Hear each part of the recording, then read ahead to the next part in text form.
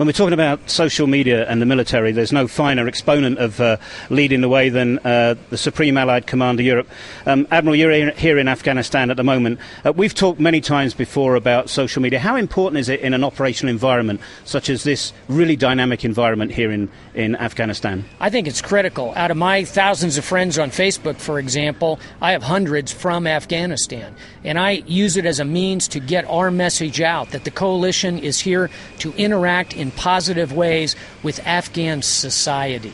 That's crucial. Secondly, we use our broader expanse of social media to build these networks. And here, I mean, not just Facebook, not just LinkedIn, not just Twitter. It's really a panoply of enormous reach into as Afghan society that is increasingly connected to the internet. And what I'm excited about now is the linkage between cell phone technology and the internet itself. As we see the advent of the handheld device that can really connect with the internet, I think these social media are going to explode in Afghanistan, a country where there are 12 million cell phones, and 10 years ago there were essentially zero. So connecting cell phone with social media, with the internet, I think is going to be extremely positive in our drive to protect and connect the people of Afghanistan. Inside the military, there's still a little bit of doubt. Yesterday I was following you on Twitter. Your updates of photographs were going up fast and furious, and yet some people within the military said, well, I'm not too sure about this. Is there a security angle to this? What's your reaction to that? Well, you know, there were a lot of people in the military who said the tank wasn't going to be a very good weapon system, and a lot of people who doubted whether or not aircraft could sink battleships at sea.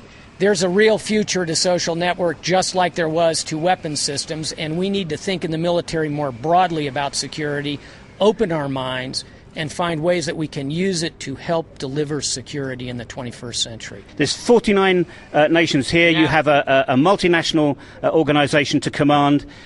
They can't all be like you. How do you think you can use this social media with all the national caveats that are put on them? Well, first of all, every nation's got to decide for itself how to use social media.